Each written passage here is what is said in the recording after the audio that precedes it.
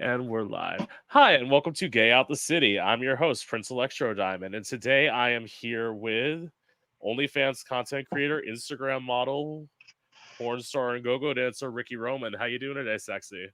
I'm so well, blessed and highly favored. Thank you for that very sweet Yes, introduction.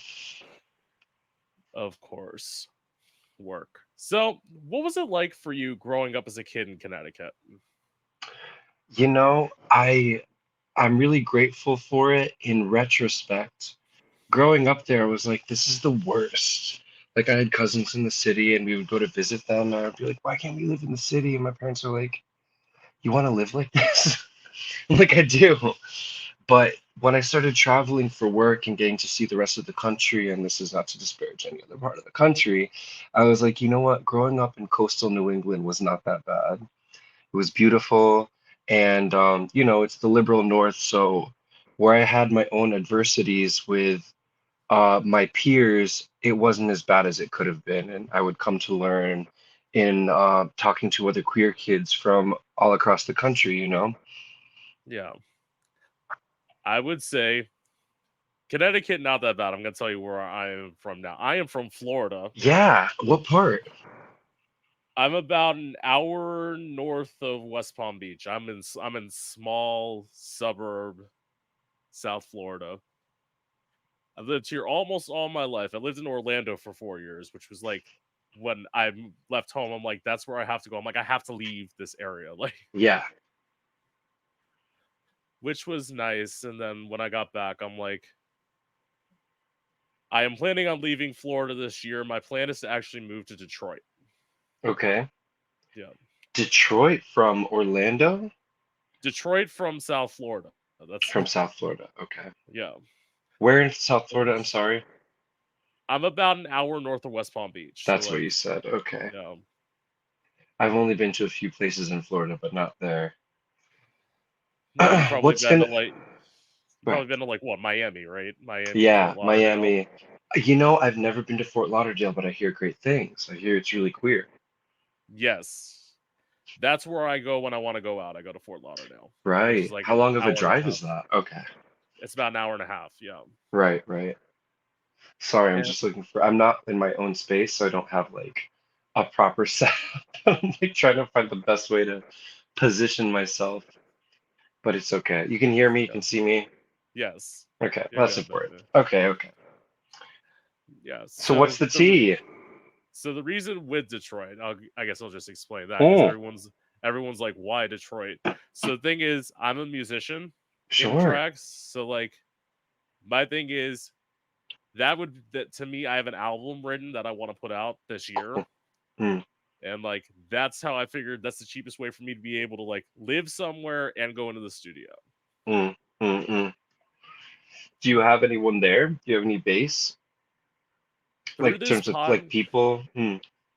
through this podcast, I've started interviewing some people very recently who I've interviewed two people who work in Detroit but live in Cleveland, and I'm interviewing a drag queen Saturday who's based in Detroit. So it's like I will at least Okay, have something.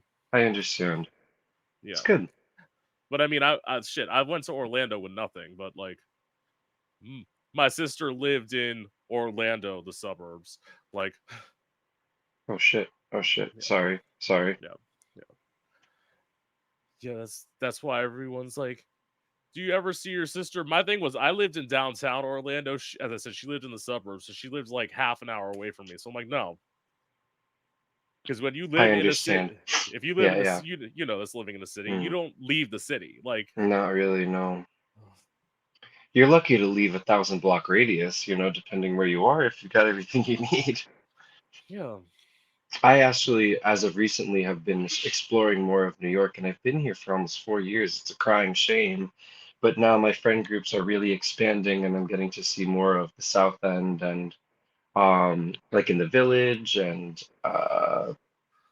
just get out of Hell's Kitchen, which is, people are gonna say what they want about this area, but what I love the most is it's so central to everything else. And I, there's just so much because it's the center of New York. You can get everything right. in a short walk. See, my thing is, if I had the money to move to New York, I'd live in New York. But like, Hmm. New York's Hmm. expensive as hell. Like, It's crazy, baby, though. You're not wrong. And yeah, I do okay for myself, but like if I was earning the money that I do now and living even in Connecticut, which is crazy expensive, it's not New York right. expensive. And it just goes back to kind of just surviving, which I can admit, but I do love being here. I don't see it being a forever thing, but while I still have the energy, I'm happy to be schlepping around. Yeah, and plus, it's like that's the center of everything. That's why, like, when I was deciding where to move, so my plan was originally, so I've lived in my hometown for 5 years. Originally, I wanted to move Hmm. to Atlanta, which I love. Then the economy went to shit and everything went expensive, and Detroit stayed cheap. So Right, there right. we go. Have you scouted a place yet? Exactly. Not yet. I'm in the Okay. process of like trying to find a job, like trying to. My plan is, as I said, my plan is to move by June, so I still have a few months. Like,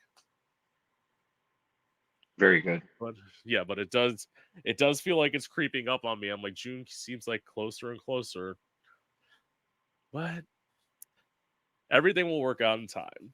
Yeah, yeah.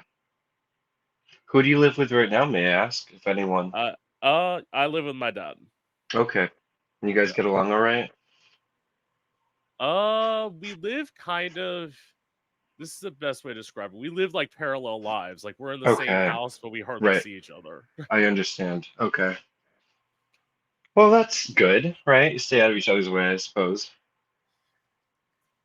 Yeah, like I'm off to work. He's at home with his annoying ass dog. That's part of the reason why we don't see each other too much. Oh, you don't like that dog.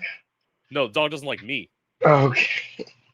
And he knew this when he like fostered the dog, and like it was in the house, and she didn't like me from the beginning, and my dad went around and adopted her. I'm like, so you thought this is gonna get better?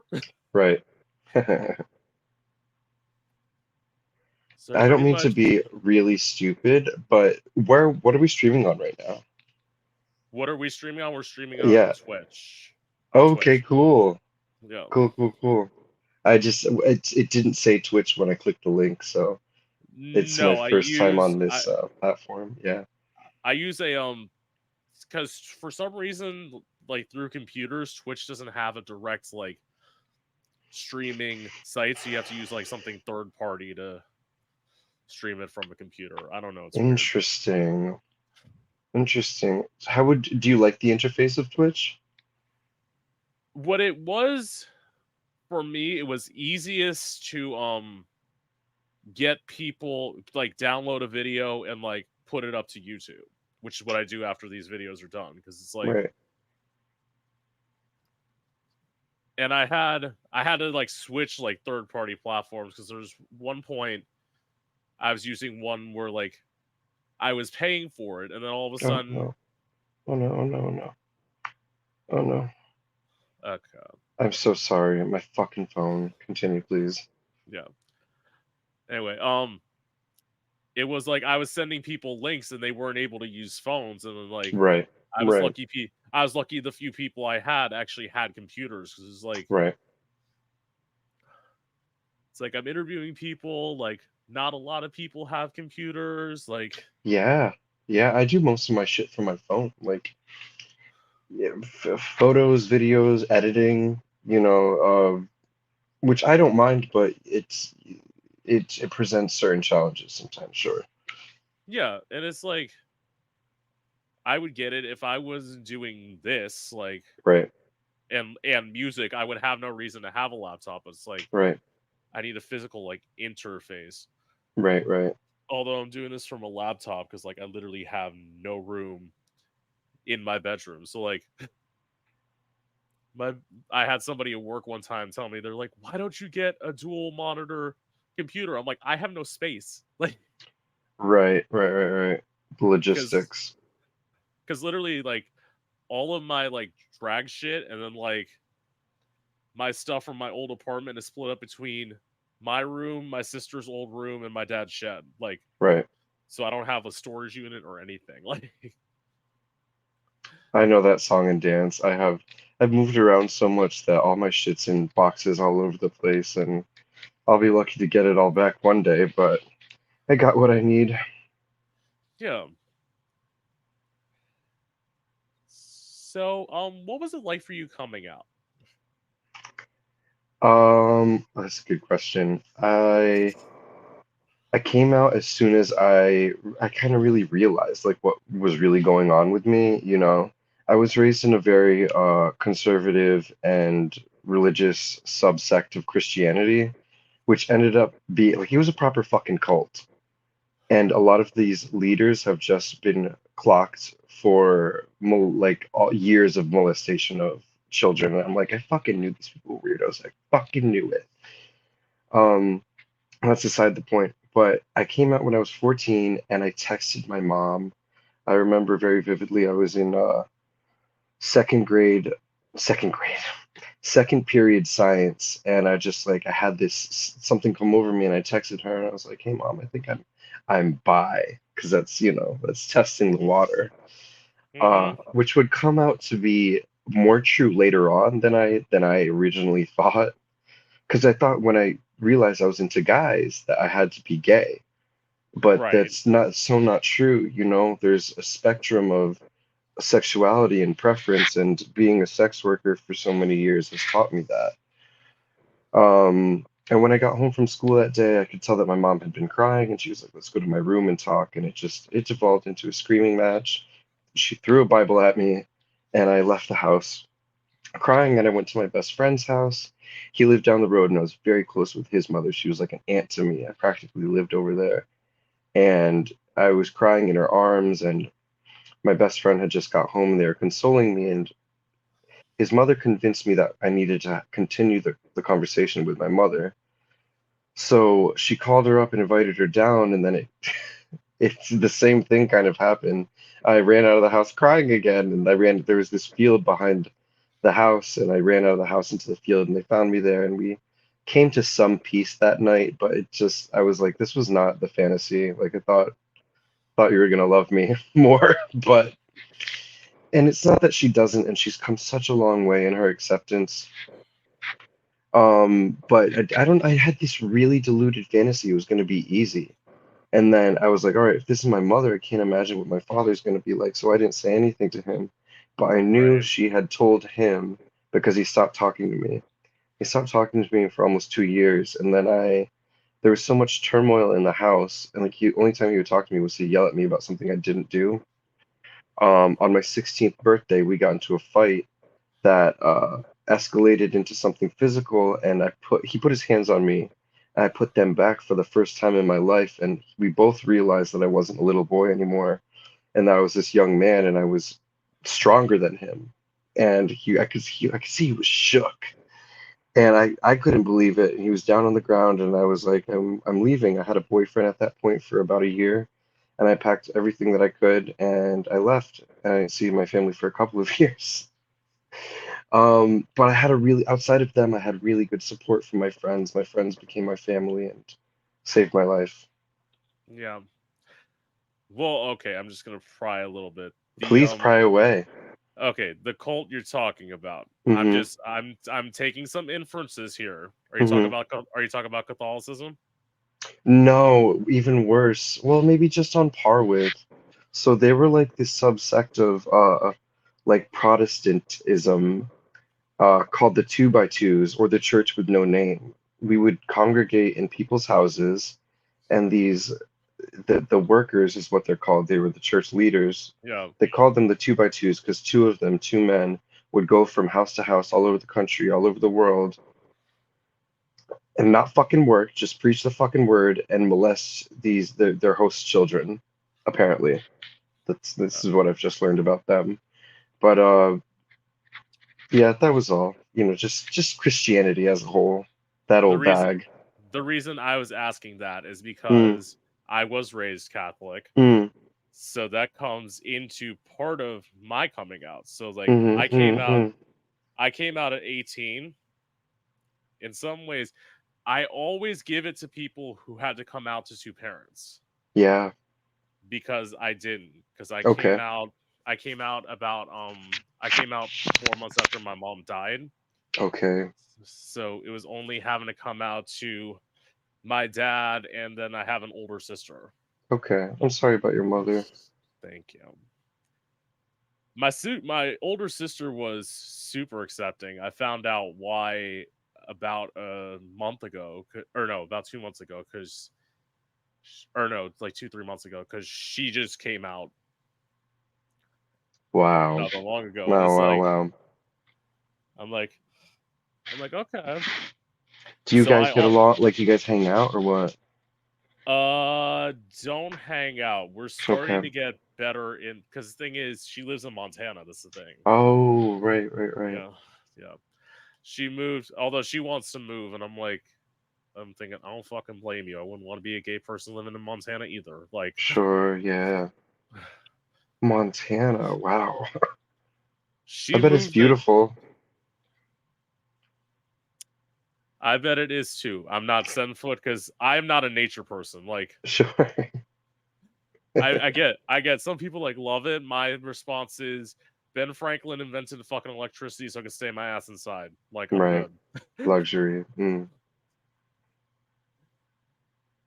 And what was it? I had this friend who's like, "Do you want to go camping with me?" I'm like, I'm thinking, "You want to go camping with me? Have you met me?" Right. Read the room, Mary. It's like my idea of camping is like going to Fort Wilderness and living in like a log cabin. That's the closest I want to Sure. get to camping. I Like, feel you. At this point, me too. Like, I'm not opposed to the nature, but it's going to be in a cabin fantasy or like some really nice RV. Like, and you're not going yeah. to find me in a tent. So where was I? So, okay, so yes, I came out as bisexual. The person I shouldn't have come Hmm. out to, I came out to youth minister at the church, Okay. which was a mistake. And I told him about this performance idea I had with like a knife and how I'd practice stabbing myself because of dramatic, clearly. And Hmm. he left the room. He came back in about 10 minutes later. He said, "Okay, you have one of two options. Either you're coming with me or I'm calling the cops." Oh my God. In hindsight, I would have let him call the cops. If I could have gone back, I'd be like, let him call the cops. Let him call the cops. They're not going to do anything to you. Right. So instead, I went with him. Sure. He went with me. He took me to get a psych eval. Oh my God. They had told me I had passed it. And I don't know what the fuck he did. Because, like, all of a sudden, I was on the phone with my dad. I was like, yeah, come back here and get me. Like, I'm ready. And then all of a sudden, I had a cop yell at me. He's like, get off the phone. I'm like, Jesus Christ. I'm Nothing like thinking, a what? Like, little adolescent trauma it's to like, shape what it the? up for you. It's like, and then they just like, then they put me in a hospital room and I was stuck there for 5 hours. Oh, They didn't tell me anything. Jesus. Right. And then later they came in and told me what they do in Florida, which is called Baker acting, which is essentially when they put you on a 72-hour suicide hold. Right. Right. Right. And then they transported me from the hospital in an ambulance to a mental institution where I got let out early, thank God. Okay. Because Okay. the thing was I was there for 64 hours. The only reason I think I was there that long is because they brought me in on a weekend. Right. Huh. So when I got And you were when probably showing signs of not being problematic that way, like, no, right? I was not being problematic at all. Like No. You even didn't make an attempt on your life, right? This was just no, like a, no, this is just me uh, being creative. sure, yeah, yeah, absolutely. And Maybe the my best sister, creatives are, dubbed crazy. yeah, and even my sister said it's because you came out, which was Yeah. further proved by when I actually did get out. He and a priest set me up with a therapist who tried to pray the gay away. Right. Like, so like a conversion thing. Yeah. God, it's so sad how often you hear of these. And this was, you know. and when this happened to you, but how often this still happens today. It's just it's so fucking ass backwards here, man. It's literally what it is it's tragic. Like, Yeah, because the thing is, they think that they're doing so much. It's like, no, more damage. More damage. no, they're doing more damage. And it's like, Absolutely. Mm.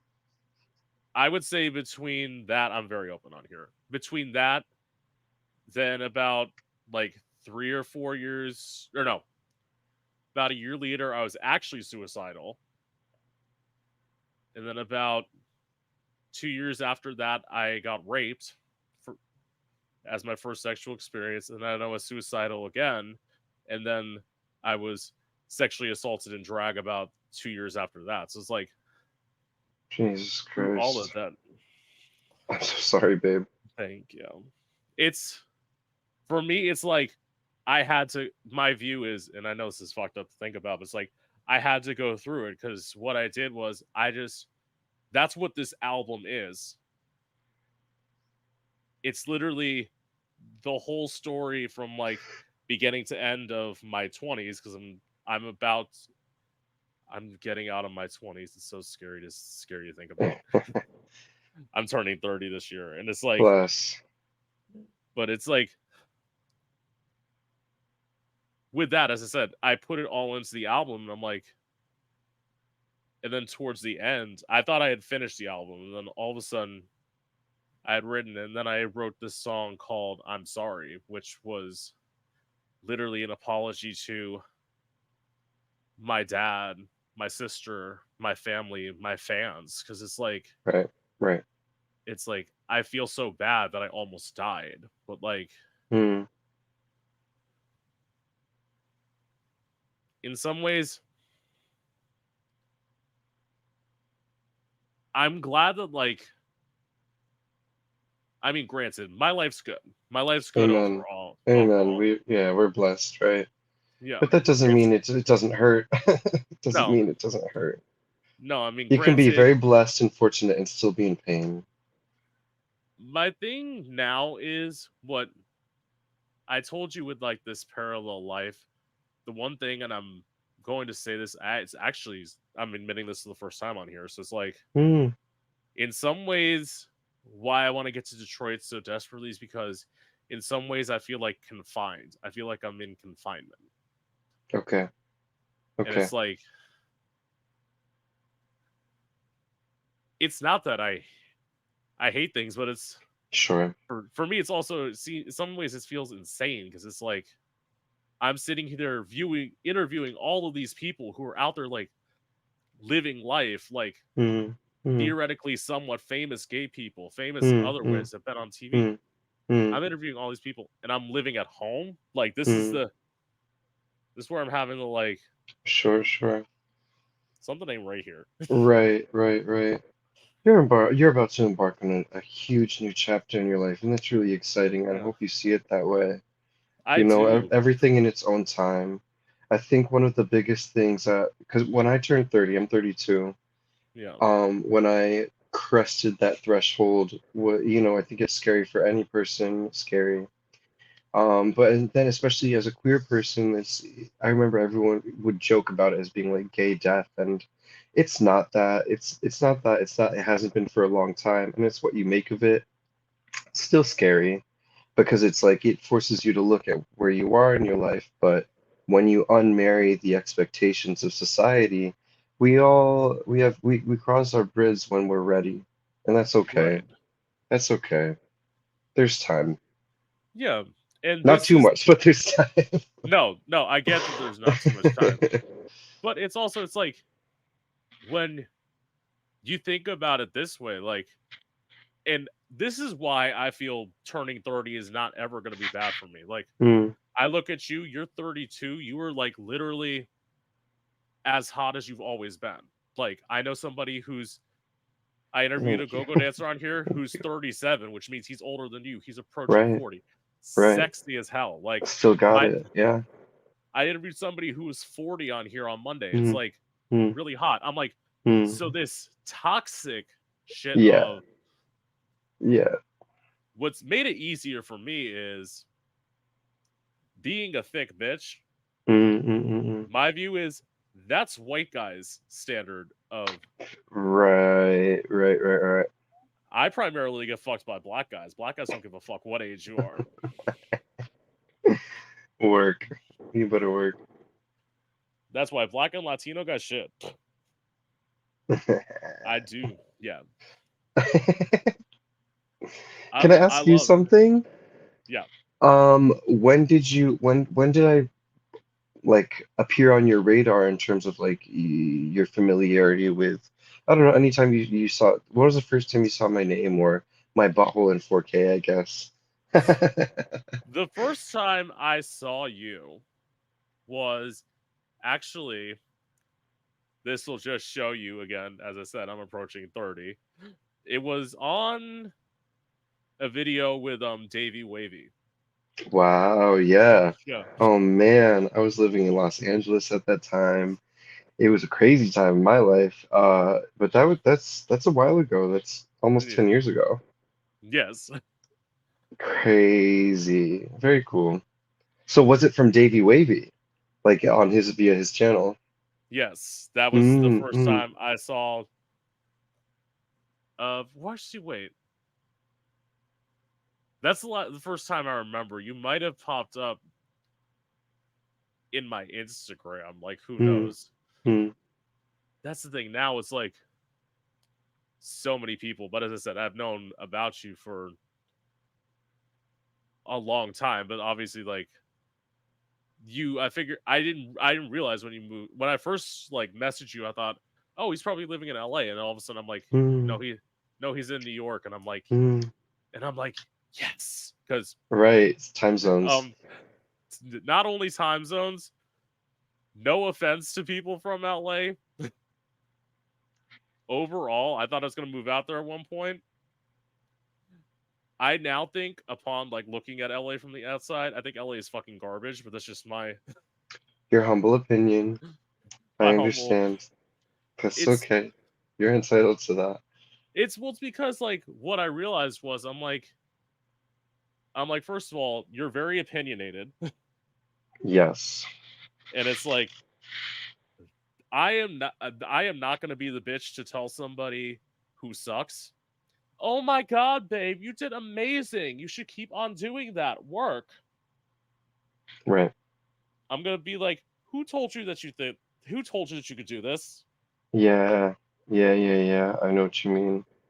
I think that, it's nice to support your friends and be supportive, but what I found with over the years is a lot of people that after they get some attention, they get a lot of yes people around them, and it doesn't Mhm. nourish the proper best thing they could potentially be. No, yes, it's. I say yes, people are problematic. That's why, like, Yeah, that's why I told my best friend, like, I literally, I'm like, even with all of this, I'm like, even with all the people I know, I'm like, you're the one who has to keep me grounded. right. It's like, no matter what, because what was it I said? It can all be taken away tomorrow. Like, Absolutely. Absolutely. In any capacity. and that's why, like, I think now, and maybe this is me getting closer to 30. This Hmm. is actually me in like my mid 20s too. It's Hmm. no longer about fame. Hmm. Hmm. Like being a musician doing this, it's not about fame. It's about getting to make connections with people and getting to spread Hmm. my message, my story out to people. The way you intended it to be, not bastardized, not with anyone else's flair. Yeah, because especially your early 20s is so much of It's a lot of glitz, glamour, pleasing. You're lights, trying, yeah, chase, chase. yeah, yeah, yeah. Chasing this thing that might not necessarily exist, but also I think I know for myself a lot of people pleasing and taking a back seat in my own life. which I don't do anymore and has been so liberating. And it's also that desperately seeking attention thing. Like, Sure. Mm. there are times I've been accused of it recently. I'm thinking, like, no, that was an accident. Because, like, what was it? This example of I was doing like a live stream on a Twitch, and like what I was doing was I wear like because I wear t-shirt dresses and drag, so I was wearing like a long t-shirt, and then like I was wearing a thong underneath, and then like all of a sudden I like bent over to change the song, and somebody's like, "You're doing that just to like you were doing that just so the world could see your ass." I'm thinking, no, that is not why I did that at all. Like I had no idea because like when I stood up, my ass was covered. So like, Sure. Yeah. Yeah. Oh yeah. and then all of a sudden I'm like, oh, that was the wrong angle. Sure. Well, but you blessed them. You didn't even mean to, and they got yeah, blessed. So yes, they're welcome. that is such a good way to look at it. Like, You know what I mean? Oh, I accidentally blessed you. You're welcome. No, yes, you're an entertainer first and foremost, and if you accidentally entertain, whatever, yeah. you know. So okay, so I guess this is a better question. So what was it? So what made you want to move from LA to? I don't know if you went directly to New York, but what made you want to move from LA Sure. to New York? That's a good question. You know what? I don't think I've ever talked about it in an interview, but I'm ready to right now. I was really, really depressed. My boyfriend and I at the time had just got evicted. He told me that he was paying the rent and he wasn't.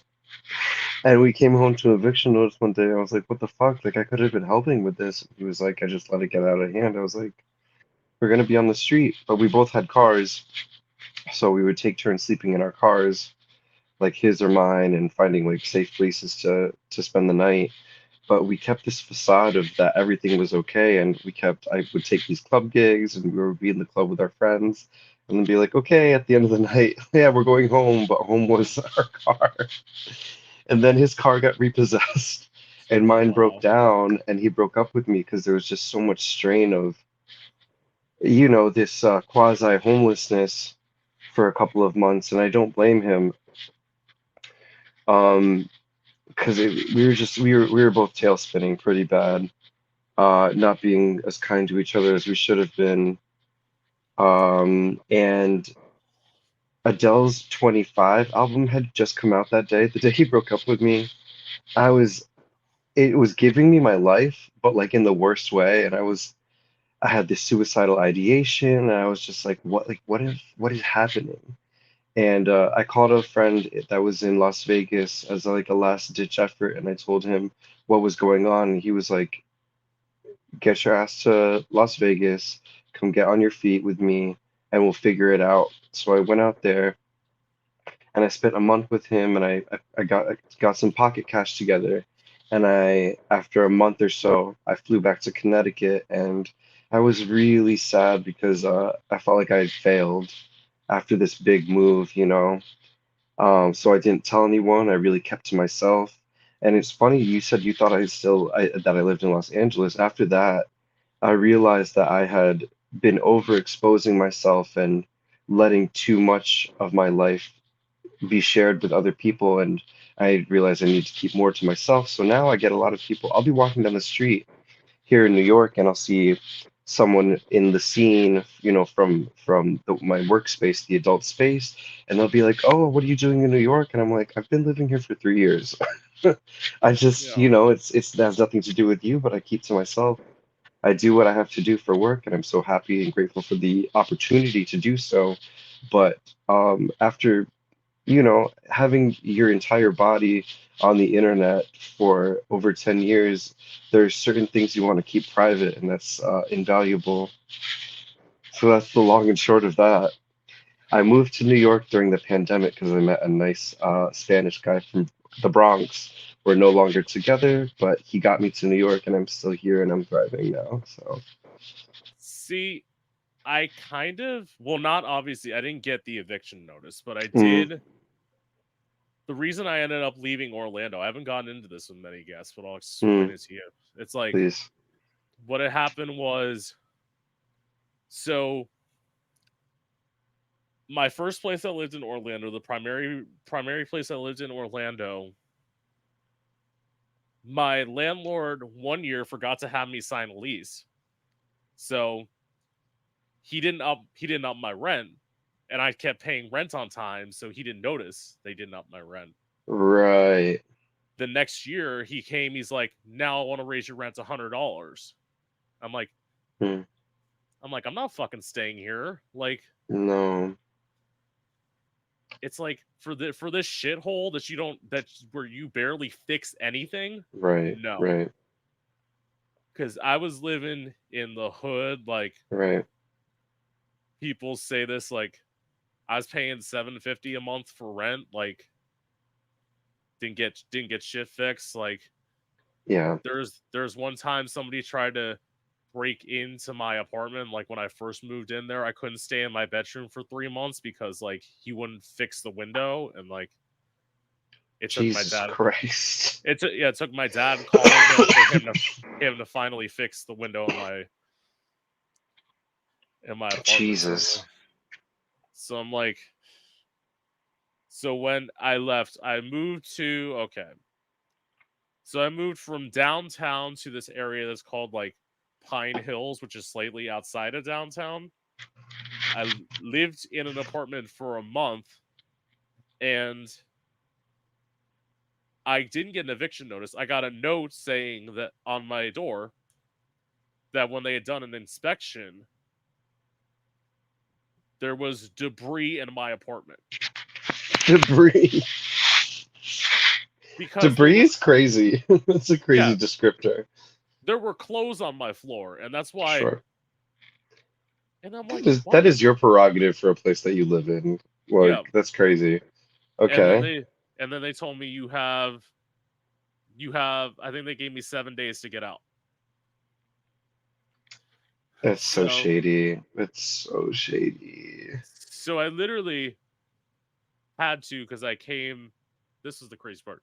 I had to come back home, move all of my stuff back home, drop off a U-Haul, drive my car back to Orlando because I had to finish working my 2 weeks at work so I could get my PTO time cashed out to me. Right. Oh, So I know that that that old song and dance. Yeah.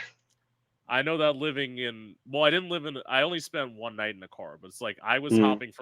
I was hopping from hotel to hotel for those It's 2 weeks. fucking scary Yeah. because outside of, I'm glad that you were able to stay in hotels and stuff, but each night Yeah. that you're there, you're like, tomorrow I could not, I might not have anywhere to stay, to lay my head. No, That's fucking scary. there was the night I spent in my car Mm, was because right. there was a hurricane. There's supposed to be a hurricane in Florida, so they told Jesus me Christ. that I could stay at my job because of course with some businesses you have to go to work no matter what.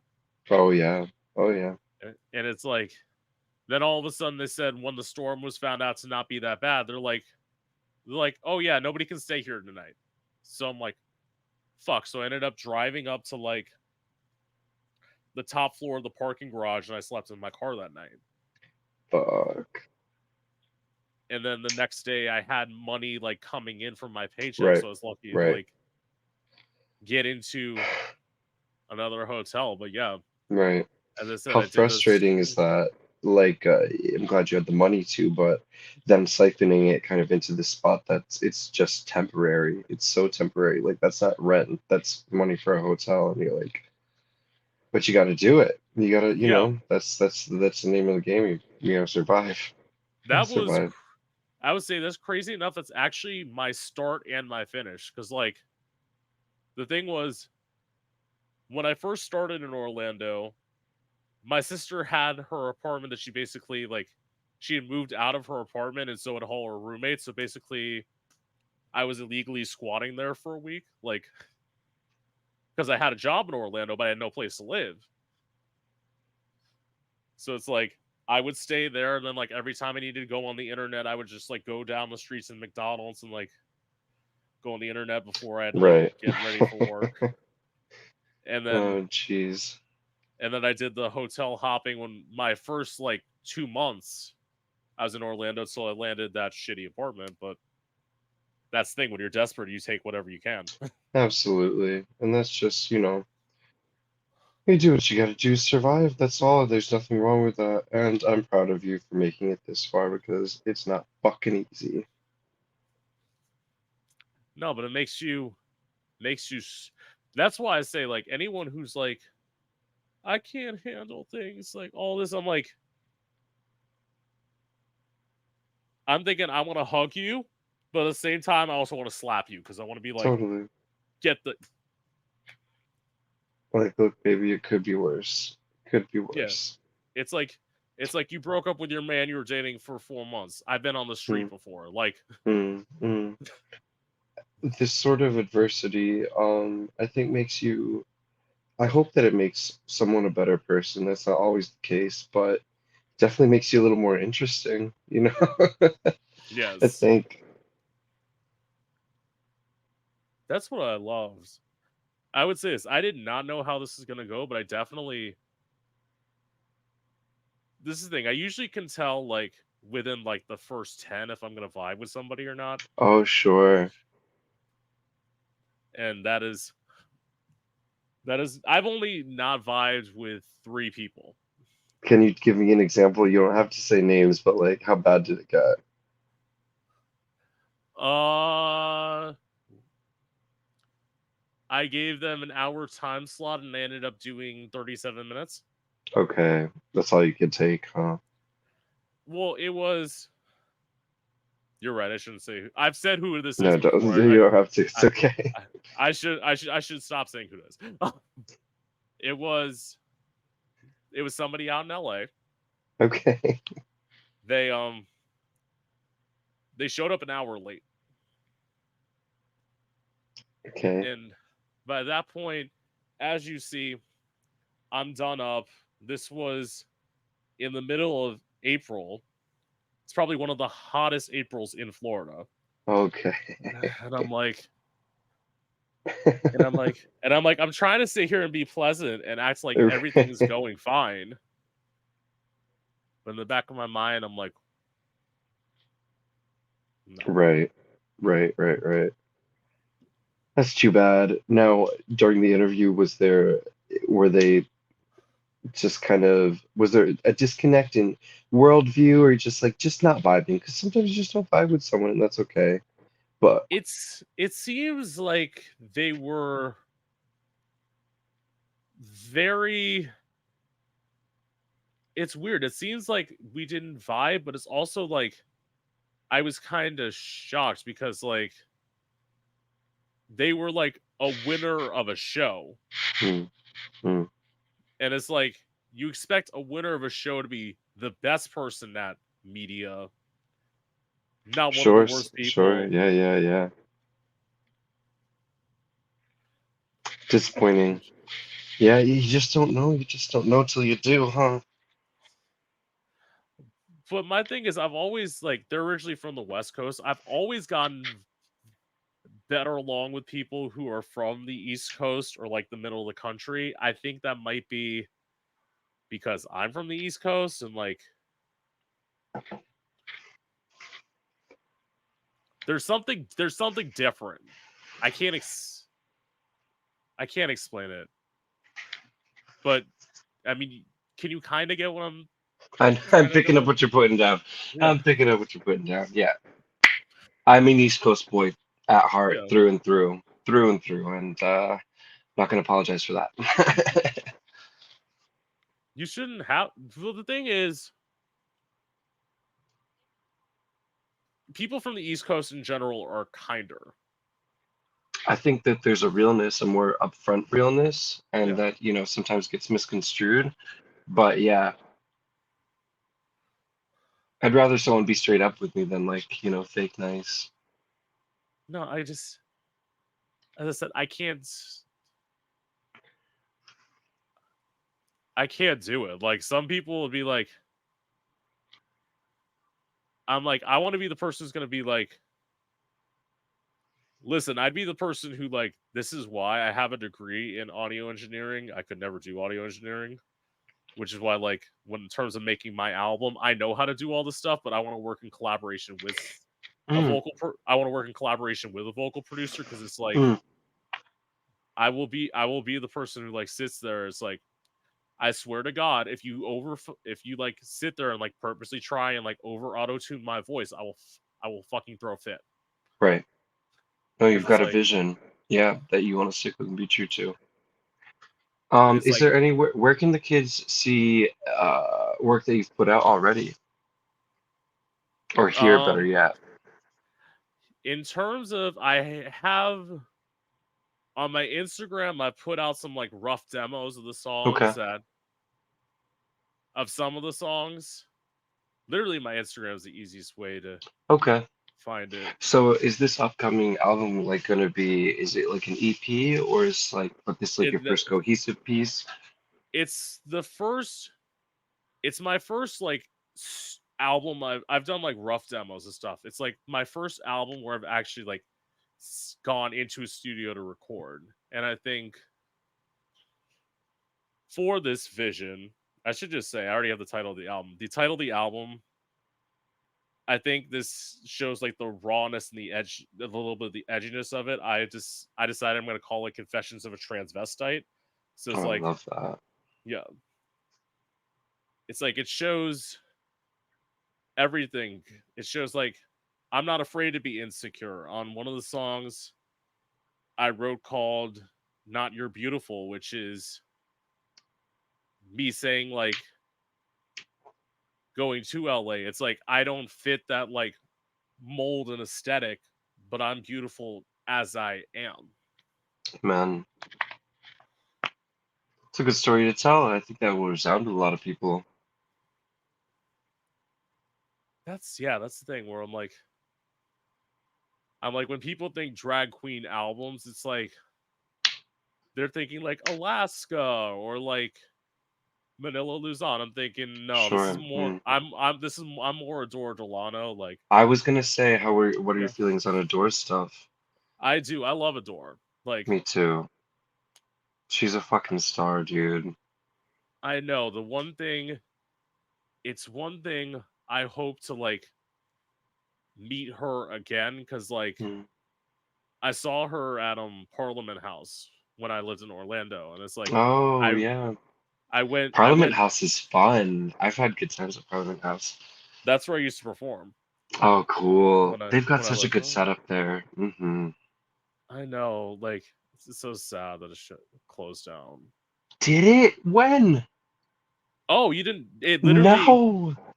it is shut down during the pandemic Oh, what a shame. We lost so many good gay watering holes to the fucking pandemic. because they couldn't like I'm sure the keep overhead, it no, was too much to maintain, yeah. Because because it was a big property. They had a lot going on. it was like during the pandemic. It's like you couldn't do any events. It was all No. the hotel, and Yeah. Oh, what a shame. that's why I said I would never move back to Orlando. And like Hmm. my friends with benefits who kind of wants to like commit, he wants to move to Orlando. I'm like, good luck. You'll want to be there for about a year, and then you can come join me up in Detroit. Like, Right, right. because there's literally in Orlando now, there's 3 gay clubs. That's it in the whole city. Shame. And Orlando's such a cool hub, I feel like, you know. Yeah. And one Parliament of House them, though, good times. yeah. Go on. Yeah, there's Southern Nights, which I never went to because like you had to pay to park there. So Oh, shame. there's Savoy, and then there's one that just opened up in October called Stiffies. Sniffies like the app? No, it's called Stiffies. Stiffies Like like the boner. yes, It- it's like it's. I've seen it inside because I know a couple people who work there. It's like really cool. It's like all the walls are like black, and then it's like lit in red. So it's like it's kind of a it's kind of a vibe. It's kind of like Yeah, sex dungeony. sex dungeon like communist vibe, which I kind of like. Word. You were talking about Adore though, so you met her once. Yeah, That was at Parliament yeah, House. yeah. I met her at Parliament House, but when I went to go, like, I couldn't say anything because it's like she was there taking pictures. Like, is that it? And it's like my mind wanted to say so much, but I couldn't like spit anything out. Like, so my goal is to like work hard enough to where I can eventually get Adore on here, Adore, and then another person I'd love to meet again, because I did say a little bit to them, but I also met when I was there, I also did VIP to do Ginger and Monet exchange, and I'm like, I am now a huge fan of Monet. I wasn't as much after season 10, Sure, I but now, understand. because my thing is, I'm a Monet's fan funny of as music, fuck. God, and she's so Monet's a funny. Yeah. she's Oh so yeah, yeah. funny, and she's a musician. That's what I like. Like, Yeah, yeah. that's why I'd be like, because that was, I try not to share that picture because my ex was in that picture, and let's just say we didn't end on good terms. Sure. Well, it wasn't okay. It wasn't like truly like bad terms. It's just like, so they were living with me. We had been together a year, and then like all of a sudden I came home to a note with the key in the door. No, They not had that. moved. They had moved all their shit out of my apartment when I was at work, Oh my god. and, and they left a note basically like breaking down the like whole relationship and saying how I was like selfish and all of this, which I mean, fair. I was 23. It was my first relationship. I didn't know anything, Yeah. Yeah, that's a and lot of learning. There's a lot of knees to be scraped at that time, for sure. then like towards the end, she was like, "I'm transitioning," Right. Okay. Oh wow, and they're on their own other journey. Yeah. she's like, "I know you won't accept me for the way that I am," which she Mm, wasn't wrong about, sure. because like at that time I was 23. It was 2018. Like I Yeah. would say we did not know half of what we know about trans people now Totally. that we did Totally. then. Totally. The conversation wasn't so open yet. So like, as I always say, that was that, and then I did a stupid thing, which was, again, in your 20s you make a lot of mistakes. One of them is thinking, "Oh, I should just get in a relationship with somebody right after I Oh break up with yeah. someone." I was a serial dater. I think I still might be. But this guy, it was the one time I dated a white guy. He turned out to be racist. No, and I bet you didn't know right away, huh? I didn't know until we broke up. So what had happened was I feel like I would lean more towards the monogamous side now.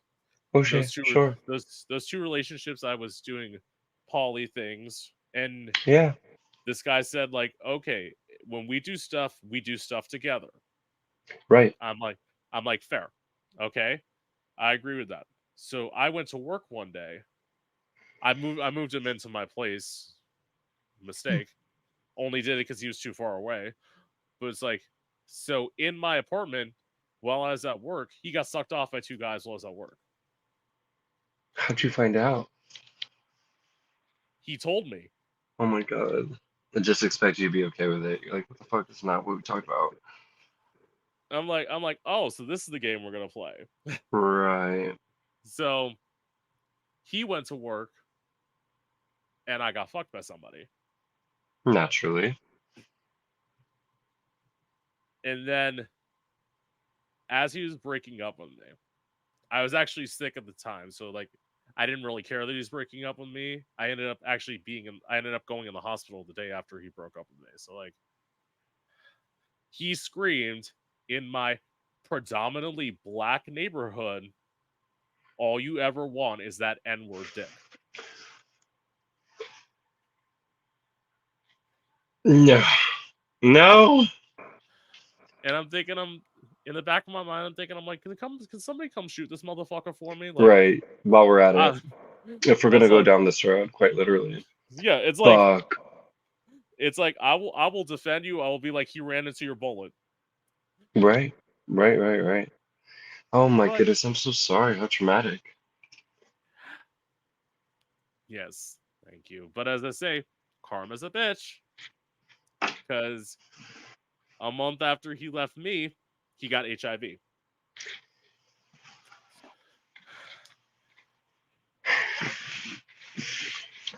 And I'm like, dodge a bullet then. Those are some tough titties, you know? And I know it's not to disparage anyone that's living with this, but it's like, hey, Yes. well, you're kind of calling me this thing, and you're making me out to be this thing. When funny how it works out. Prince Electro Diamond, can I be so bold as to request a little pee break? I'll be really quick. Yeah, go ahead. I'll be right back. Yeah.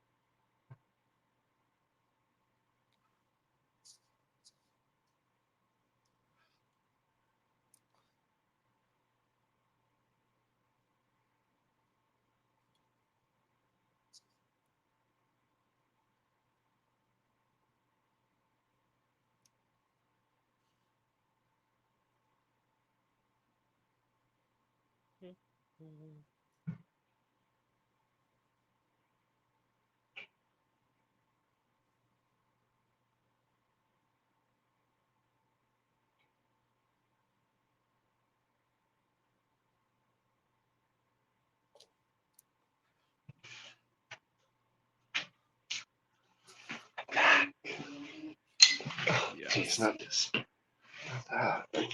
Oh, here we go. All right. Where were we? Let's see. I'm going to transition back to my questions. Yes, please. So I can't help it. I'm the person who goes on tangents with Baby, it's things. But okay. I'm happy to listen. well, I mean, this also shows that we're getting along. So like, so what made you want to get into porn? Ooh. Um, you know, when I started to sexually mature, I can say words. Um, I realized I was very in tune with my sexuality and intrigued by sex as a whole, as a whole. And when I was 16, I joked to my then boyfriend that I was going to be a porn star one day, and that they're going to make a dildo out of my dick. And then when I was 19, I was taking some community college classes, like gen ed bullshit. And I was sitting at home doing some homework, and I flipped a coin and I said, if it was heads, I would apply to my favorite studio. If it was tails, I would forget about it. The coin was heads, so I applied to Cocky Boys. And I was like, they're never gonna call me back. Like, it's just for fun, like for laughs.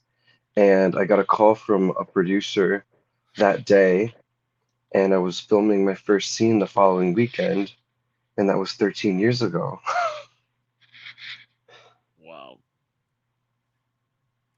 See, so that's And it. in that time, they did. I signed a contract with Fleshjack, which is the gay version of Fleshlight, the biggest male Right. distributor sex toy in the world. And they made a mold out of my cock and my asshole, and now I have my own line of sex toys, which is fucking crazy. Yes. So let's see. What am I gonna? Oh, my first time. What made me want to get into drag? Because I will say this: Go ahead, spill the tea. I I had visions of what I eventually came to be the Prince Electro Diamond you see in front of you, I want to know starting about at the name as well. Tell me the whole story. the age of 15, and then I kind of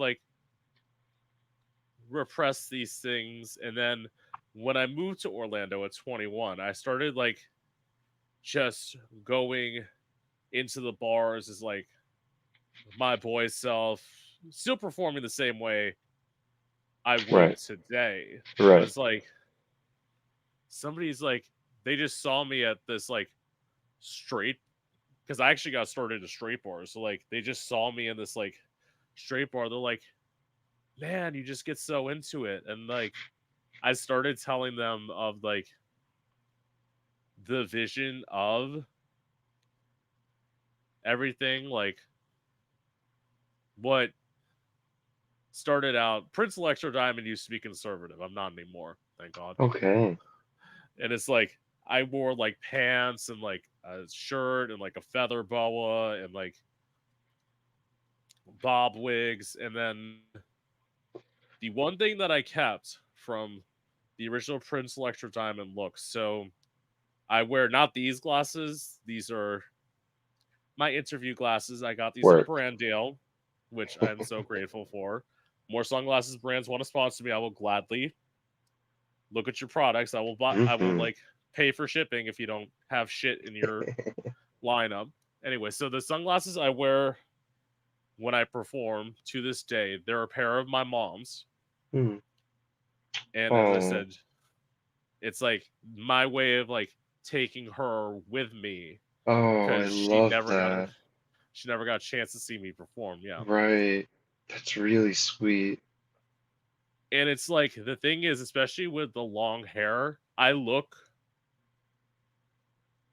there's no doubt that my mom's my mom. Literally, Absolutely. Isn't there's that not there's funny? yeah. I look nothing like my dad. Hmm. Me or my sister look nothing like my dad. We both look like our mom, so it Hmm. looks like literally my dad adopted us. But I went in this bar, as I said, starting out as straight bars is actually what taught me how to work a room, because you have to get. I was on the set. I make electronic music, so Right. I was on a list with all of these fucking bros that are sitting there playing acoustic, the same fucking acoustic sets over and over and over again. Occasionally, this place would get a comedian, and one of the coolest times was they actually got a beatboxer, which was I like that kind of stuff. But usually, yeah, it was bros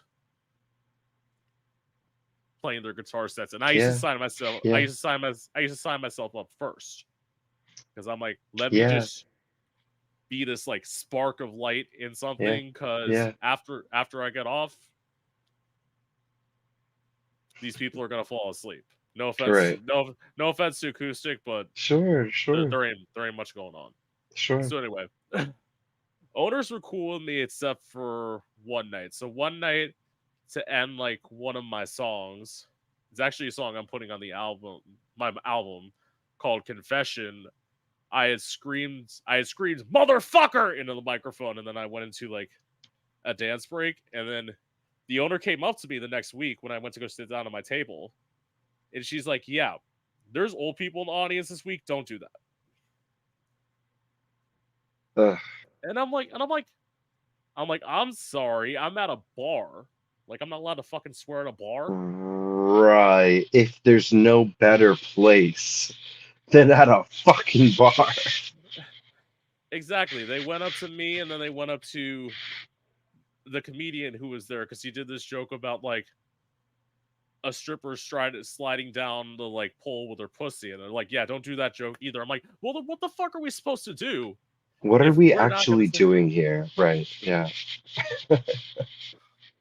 I'm like, "Okay, I won't swear in front of the old people," because like my thing is, especially like going first, you don't want to be like, "How you doing tonight?" You want to be like, "How the fuck you doing tonight, Orlando?" Because you Yeah. want to like get them Wake some in. motherfuckers up. Absolutely. Yeah.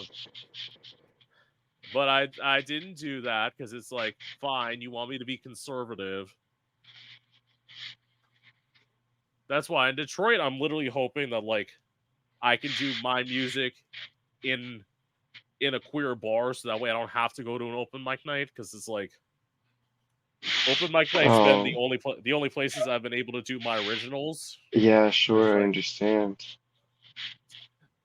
but at least Oh, from what babe, I you'll find it. Yeah. no, because I heard like Detroit's very open and accepting. I'm like, Mm, well, that's good mm, because Florida is very much if you don't get in with this clique, we're gonna shut you out. That's yeah. why like there are drag queens in my area. I don't ever get to perform because it's like the same 4 to 5 queens get booked for every gig because they all lip sync and Right, because right, right. I do have a drag sister here. She's like, okay, if you want to perform around here, you have to wear a gown and you have to lip sync. Mm, And I literally went to her. I'm like, why the fuck would I do that? right, That's not what I do. right, right, right. That's what you do. And Yeah. that's why it's my thing is like with everything, it's like, yeah, they can stay around here and perform for this area. I'm interviewing Ricky Roman. In my opinion, I Amen. have it better. Amen, sister. I know that's right. You shouldn't have to bend over backwards for anyone. Um, I know throughout my career, I think I dance a fine line of like, I love being a faggot. I love being a faggot. Can you say that here? I'm sorry, I don't know You can say what's you can say whatever you want. okay. I love that word. You know, that's our word to use. I feel like it takes the power back. Yes. But there have been so many times I'm on set and they're like, you know, you got to mask it up, and I'm like, that's fine. I love being a dude. I love being a gay dude. But it's also it's a little stifling in that I'm like, people will see me. So when they see me out in town and I'm wearing a dress and heels, I'm not in drag, but I'm wearing a dress and heels for shits and gigs because these are just clothes, and who gives a fuck? And heels are fun. You know what I mean? People are like, oh, that's not the Ricky Roman I was sold online. I'm like, I don't know what to tell you, you know, unsubscribe. That's up to you, babe. That's up to you. That's But I don't mean, don't come to my house and tell me how to fucking play with my dick. exactly. It's like my thing is like why even in drag, like when I'm wearing a t-shirt dress, sometimes I'll wear like platform sneakers Mm, and like combat boots with like a little bit of a heel because that's punk, baby. it's like yeah, That's punk. it's like it's the And same punk is so reason queer. yeah, Punk is it's queer coded, you know? it's the same reason why I don't do a single hair color because it's like yes, sometimes I want to be a pretty blonde, but sometimes I want to be like this and have gray and then like have streaks of green, streaks of blue. Like it's like this is my thing. Like I'm not what they call the quote unquote pretty queen. I'm rock star. Like That's okay, baby. yeah, That's well A-O fucking K. So long as you're comfortable in your own skin. The yeah. unfortunate thing is it makes the mainstream doors or bigger doors tighter to get through because of what people consider palpable as a whole. I'm going to talk about a certain white woman really quick whose name I'm not going to mention, but she's God. dating a certain football guy and the world is going fucking crazy for her. And I like a lot of her music, I do, but the reason I think that she's reached this zenith of popularity is because of the cross the board consumability and palpability of just middle of the road vanilla safety, safe for everyone to consume, and that I don't want to be that. I want to be Yeah. dangerous for other people. I'm not here to raise your kids. I'm not a babysitter. Um, you Parents need to watch what their children are watching on TV, and I understand that this woman you don't have to worry so much with. You should worry about me, but I'm not here to fucking raise your kids. We're here to fuck shit up. I love how you said I'm not gonna say which white woman, and then you described the white woman that's on. Because Yeah, you know. but I mean, first of all, I get that because like literally my inspirations, like yes, in terms of being a performer, I love Britney. Don't get me wrong, I love Britney. Sure, me too. House down boots. It's like I love Gaga because I feel like Gaga's my favorite artist. So it's like Me she's too, like that. girl. I don't know Yes, if you know, this unicorn says "Born This Way," yes, and then I have Little Monster. Fuck, there it is under my fucking yes. armpit. So I feel you big time. Yeah, Gaga but once said, she said, "I'll never be Britney Spears. I'm not that pretty." And that's not what I'm trying to do here. I love that so much. yeah, but it's like so it's that, but it's like everyone who thinks, oh, if you do this type of music, you have to like just be in that mold. I'm like, No. And she's listen, shown us that. God bless her. Gaga's shown me that. It's like Yeah, Alanis Morissette, like absolutely. Cheryl Mm. Crow, like literally, like Janis just Joplin. Janet. Yes, I love You Janis know what Joplin. I So mean? amazing. Just unafraid women. They're like, look, it's my free flag, and I'm gonna fly it, and you're gonna listen. Yeah, because when people want to like go and they're like, oh, I don't want to offend everybody, or no, I don't want to offend anybody. It's like, well, If you're not offending someone, you're not doing it right. And that doesn't that's mean you have to go out of your way, right? But if living yeah, your truth means offending someone, that's their fucking problem. it's why like so I've been discussing this idea. I love this. People say like even with this album, they're like, are you gonna do music videos? Here's my response: Mm, mm, I am a drag queen, baby. mm, mm. My ideas are like my money's like this, and my ideas are like so. It's like The my plight idea of the for artist, yeah. my confession video would be like just starting on this like white makeup, no like sunglasses, no lipstick, anything. Like I'm in a mental institution in like a black wig.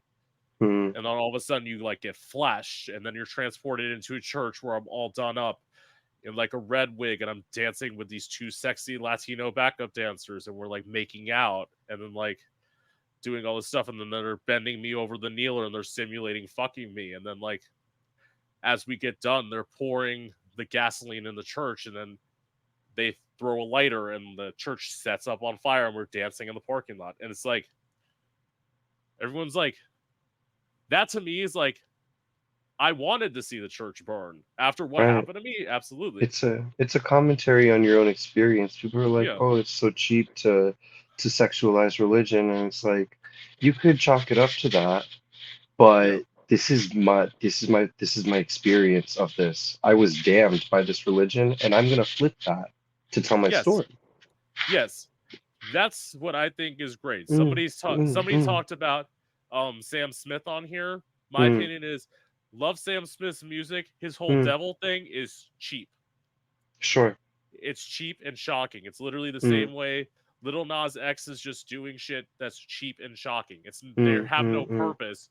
They're just trying to get attention. Where it's mm, like, mm, mm. as you pointed out, if you have a purpose behind what you're doing,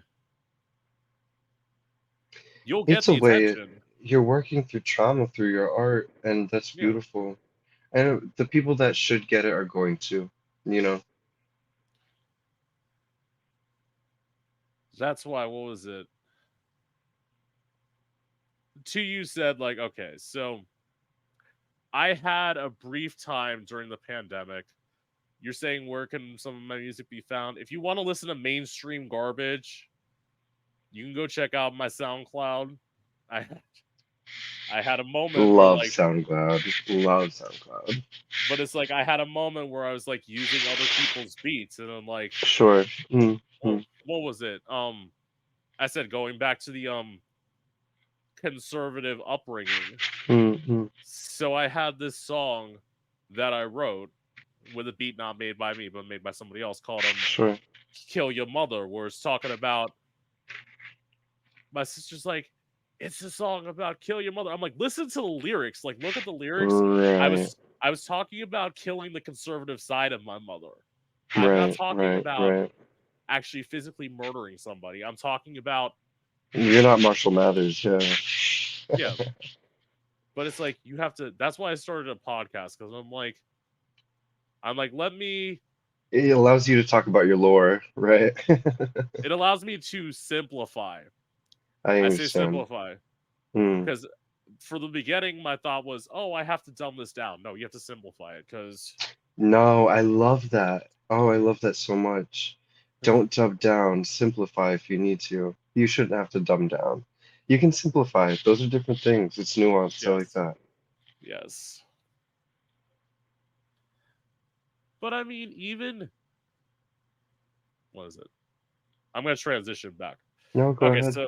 so what was the freakiest thing that you were asked to do, either on a porn shoot or while filming for OnlyFans? Um, on set, goodness. You know, I don't think I've ever been propositioned to do anything too crazy on set because I, with everyone that I worked with, I knew we had kind of the general same vibe. Yeah, Um, However, I've been escorting just as long as I've been uh in adult films, and some of the requests I get, I'm like, thank you for your inquiry. I cannot fulfill it, but I know that there's someone out there that can, and that involves piss and shit, and I can't do it. And it's funny, right, I wish I could pee on people, but I'm so pee shy. I have been fucked by two dicks at the same time in front of a room of 300 people, got a standing ovation. Fine, that is a comfort zone for me. But I cannot pee in front of anyone. And it's so sad because there are guys that want to be pissed on, and that's a cute little, coin in the pocket. I'm like, I can't do it for you, man. I'm sorry. see, that's like I get that. I figured now that you said escorting, I know you probably get like some That's where crazy. the very Yeah. specific requests come for sure. See, for me, freakiest thing, I would say for me, and I know like you're talking about like getting DP'd and all this stuff in porn, and like what I'm gonna say is like so vanilla compared to that, but No, it's like go on. mine is somebody asked me one time if they could fist me. I'm like, no. Okay. Have you tried it before? Have you tried it since? I haven't I'm not going to try it because like my It's thing not for is you. Know it's not for you. I'm tight. It's not Like for I me either. Me too. Contrary to popular belief, I'm like, I can't, I don't want a hand up there, and I don't ugh, think I can get a hand up there. I'm sure I could, but I'm not going to enjoy it. So that's you gotta want that thing. that's the thing where it's like and like my thing is what some people think this guys act like this is freaky whenever I tell them that they have to do this. Like I primarily bottom, so like my thing is like I say this to men and I'm like point blank period about this. I'm like, if you're not eating my ass before you fuck me, you're not fucking me. Baby, I always say you have to preheat the oven before we start baking. What are we doing here? Yes. Absolutely. And then you get these guys like, I don't need ass. What in the DJ Khaled bullshit? I prefer dick, and I was telling you earlier about, thinking I had to be gay. I Yeah. prefer men, but I am not concerned with gender. I prefer men to date. It's just that mentality, whatever. But in my Yeah. own personal sexual life, if we're vibing, and it can go down. And actually, I love eating pussy, and I'm told I'm pretty good at it. And it's like for I me love to suck dick. I love to eat ass. I mean, you should. I think you got to try things. yeah. And my thing is, well, the other one that I think is crazy where they're like the thing of guys when they say if it's clean. I'm sorry. What do you think I'm fucking doing here? It's like I'm gonna get in the shower before we fuck anyway. Like Right. the only That says time more. That says more about them. I'm like, yeah, the of only time course. the only time I didn't like shower right before I was having sex is because I was specifically asked not to. Hey, and then that's a whole thing. You know what I Yeah, mean? it's like other than that, it's like baby, of course. And it's like the thing that drove me crazy was, and again, my friends with benefits is the only person I like having sex with because he's like, he knows how to do everything. There's very few accidents that happen when I'm with him. Sure. So it's like, Sure. Yeah. so it's like everything's good. So last guy I hooked up with, he had this like almost 10-inch dick. And every time he was doing hits of poppers, but every time he was doing hits of poppers, he took his dick out of my ass. I'm thinking, bitch. I hate that. Keep it in for as long as you can. I don't mind like you know, the motion of it. But reinsertion, this was the hardest thing about porn, Yo, is the stop and go of it. Because we would take breaks. It would take 4 or 5, sometimes 6 hours to get a 45-minute scene. It's yo. unnatural. And then I'm so sore from the reinsertion after so many times. I'm just like, you know. Because my thing is, my whole, like, literally, and my friends with benefits knows this, the minute you're out, Right, I right, tighten right back up. It's right, like, right, right. and then he kept doing this, and I'm like, all of a sudden, like, I hadn't taken a dick that was that big in a while, and like, I literally, it wasn't intentional, but it was like, I literally, like, there's like a little bit of like shit that got on his dick, and he was like freaking out. I'm thinking, well, bitch, maybe if He you would was left it, freaking out. yeah, he freaked out and like messaged me. I'm thinking, That's annoying. Because no, it's he would, like, look, you're assuming the risk. Obviously, you're gonna take care of it as much as you can. yeah. But where shit quite literally happens sometimes, let's be adults about it and move the fuck on.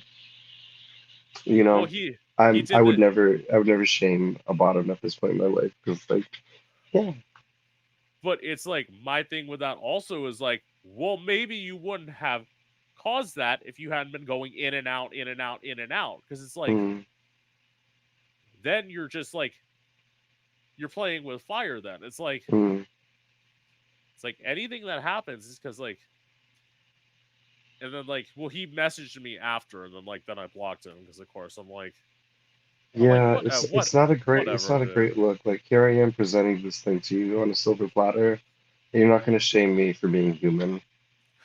You know, and having a human thing happen. And it's like, yeah, it's again, yeah, you shouldn't like. And the thing is, that rarely happens with my friends with benefits. Even times when like I will admit there are times I've risked it.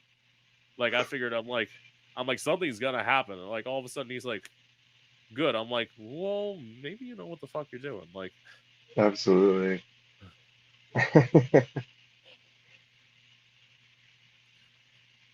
so okay. So what made you leave the porn industry? That's also a great question. Um, the answer to that is, or I don't think I've 100% left. I've absolutely taken a step back. And the long and short of it is the pandemic changed everything. Everything. It made it not fun for me.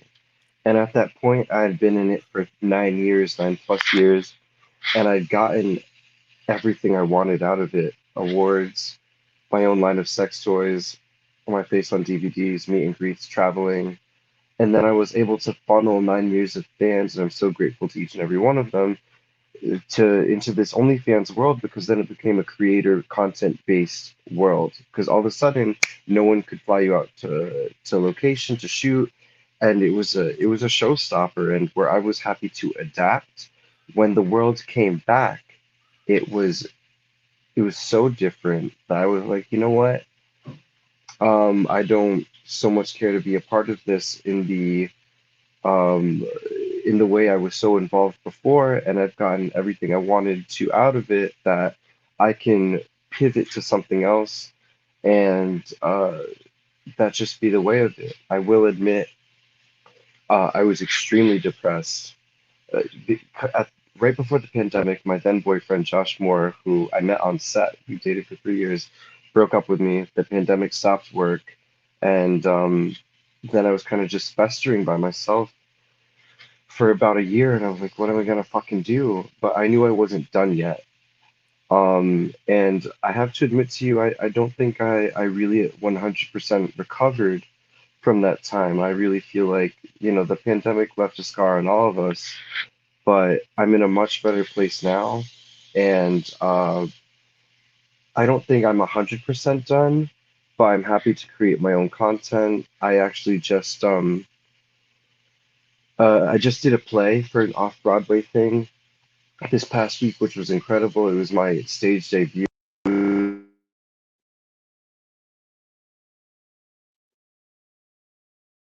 Okay, no, I can't hear you.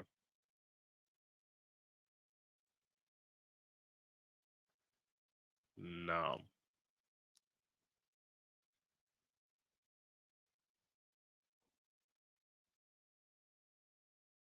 no,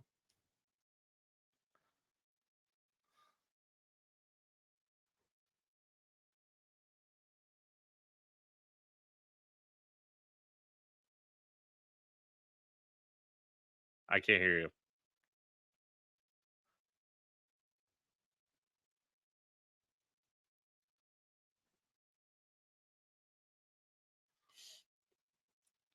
No.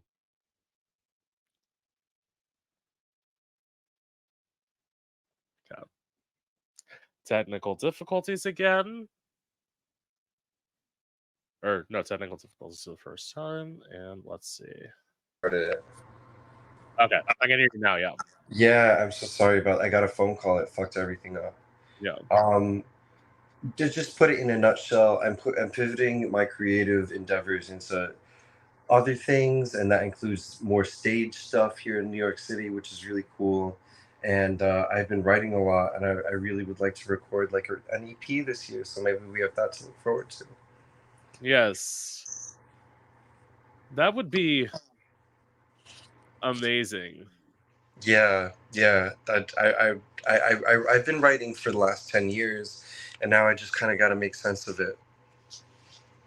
I mean, I get that because it's like also with to the point of my album. It's like because I got so involved in this, like I wanted to tell my fans like with this, I'm like, don't worry, the music hasn't stopped. Like I haven't stopped writing. I literally this is a musician. It's literally I have a whole album written. I haven't even gone into the studio to record one single fucking note. Right. I've already started the next project. Like All of but my musician friends tell me similar things. You're always kind of it's ongoing. It's ongoing. I do have to wrap up here with you, but is there yeah. anything last thing we can tie, put a button on? Okay. So let's see. I'm gonna hold on. I'm gonna skip down. I'll definitely have to find time to like have you back on again. So Yeah, I'd love to. I've had such a good time. yes. So okay, so I guess I'll just skip to the last question. What's the biggest misconception about you?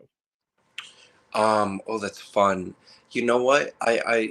From when I started my career to now, I'll meet people and I'll meet fans, and fans will become friends. And they'll admit to me after we get really comfortable with each other, they'll go, I thought you were going to be a fucking bitch. And I'm like, do I read that way? Like on film, like in my scenes? Like do I not seem like And they're just like, no, but a lot of guys in your space are. And I know what they mean when they say that, but it takes meeting someone in person, and I'm happy to change that perception because I treat people the way I want to be treated. I'm going to match the energy that I'm given. So if you're giving me a fucking, shit on a stick, I'm gonna give that right back to you. But more often than not, it's all love. See, I mean, I can kind of get that. I might have had. Well, I I mean, had that for in the way I person, was like, dodging you for 6 months. well, no, no, no, no. This was the thing. You were always being nice in the like 6 months that you like Right.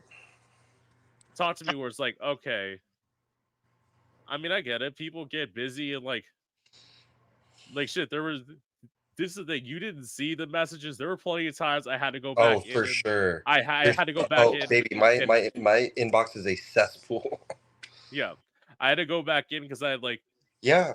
asked you to do one day, and then all of a sudden I had booked somebody, so now I had to delete Right, that before right, you had a right, chance to right, see right, it. I'm like, right. but it's like I get that.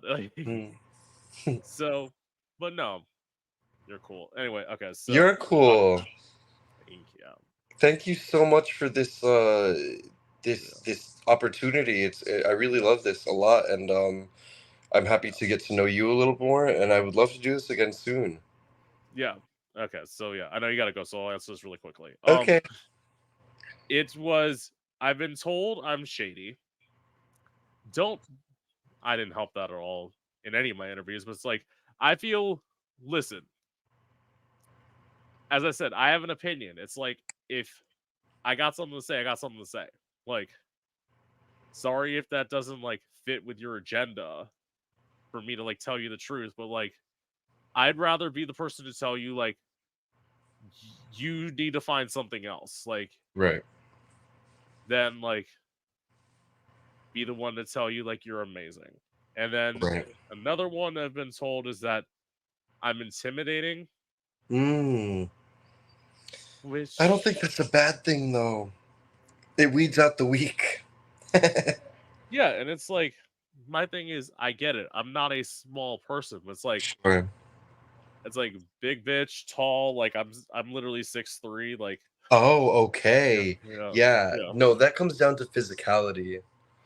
But I think people would find that a little conversation with you would change the entire perception. Yeah. And I'm definitely like better one on one. Like Yeah, in terms of like people who are like bubbly, like in the crowds, I have like a little bit of social anxiety. But it's like one sure. on one is like I get a chance to like meet somebody, feel them out. Because whenever somebody's in a crowd, they're not being real with you. No, yeah, it takes a intimate Yeah. conversation, I think. And it's also I don't like the whole hey, how are you doing thing, like just to like Surface level get bullshit. yeah, just like because I don't know, like if you're gonna just tell me about like I can't talk to non-artsy people like and have like a long conversation with them where I'm actually talking. I can listen to somebody Sure.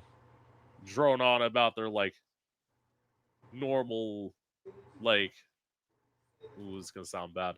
Normal basic lives. But like it's like No, but I know what you mean. It takes a certain mentality to have a good back and forth with someone that understands you're crazy, I think. yes, totally. So anyway, with that being said, I know you literally have to go. Like We've had, yeah, we made an hour and a half fly, bitch. yeah, I that's think the I've had thing. so much fun chit chatting. It's just Yes, I've had people do 2.5 hours and they're like, we've done 2.5 hours. I'm like, yeah, because my thing is I don't pay attention to the clock. Like, right. No, it's very organic. You've got a good thing going here. thank you. You've got my number. Let's find some Yes, time again soon to keep the conversation going, yeah? definitely. And I'll definitely probably like listen to this and add other So stuff on you top have all of of this recorded. this will be yeah, this will be live. I'll kind of I know Yeah, you gotta go, so like yeah, yeah, yeah. once Because I hit no, end I'd love to share it, you know. yeah, I will explain that briefly. I'll like I'll get de-dragged for you. That's my favorite part to do with the guests is like hit end stream and then just wipe everything off and like breathe, let my skin breathe. Sure.